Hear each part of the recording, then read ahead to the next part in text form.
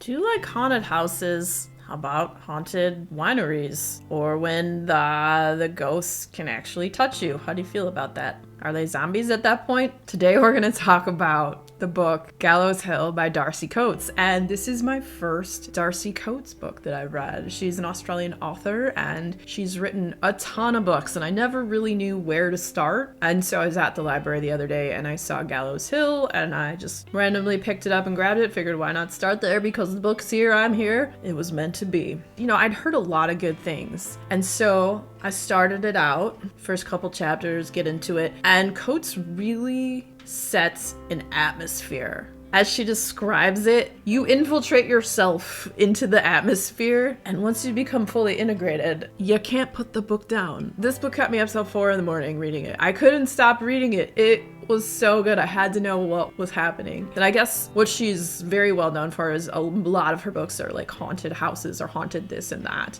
A few are not. I believe that's my hearsay and what I've heard. But absolutely fantastic. So this is a story of a girl named Margot and her parents pass away and they leave her this big estate and winery and the business and everything that comes with it. She comes from where she's lived, and mind you, she hasn't seen her parents since she was 8 years old, and they had sent her away when she was really young. She went and lived with her dad's mom and grew up there and never really fully understood why they abandoned her. It was kind of like, oh, you know, they are married to their work and whatnot. So she kind of felt like they maybe just didn't want her. So that's kind of a mystery too of why she was sent away. And so she gets there to the funeral and the people, everything's already set up for her. There's some man, Mr. Kent, that has set everything up who she doesn't know, and she doesn't really remember anybody because she was 8 when she left. And so she goes to the funeral. It's a closed casket. She does get a chance to look at her parents. So apparently they both died of heart attacks on the same night in their bed, mysteriously. There's rumors about the town, about Gallows Hill, which is the place, Gallows Hill Winery, that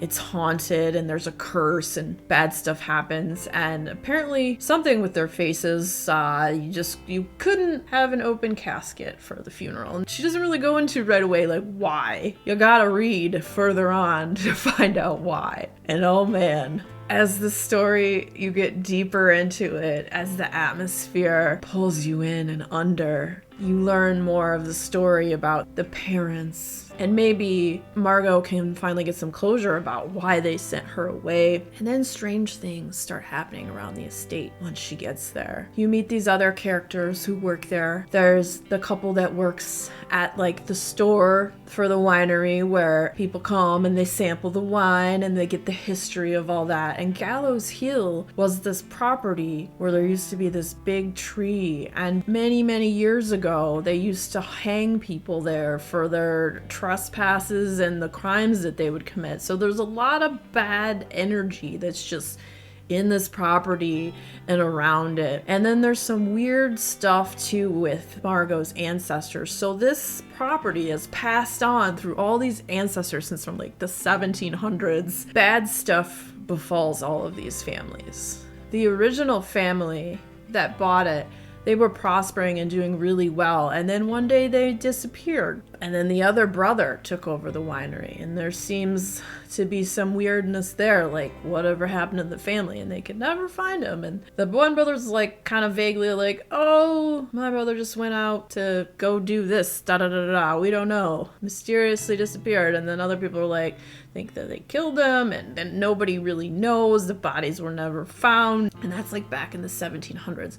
And then every year that it progressed, these people had really big families back in the day, so like the family members died in weird ways, like weird tragedies would happen, and that's why, you know, a lot of the rumors and stuff about there being a curse revolves around this Gallows Hill winery. So you meet the characters, you get some of the history. Margot isn't sure if she wants to take on this business or not. It's a lot of work. She just expected the house, you know, she inherited everything that her parents had owned and was kind of surprised because, you know, they gave her away at 8. So it's coming to terms with why they gave her away, figuring out what's going on with all like the stuff in the past. Is there really a curse? Is this place haunted?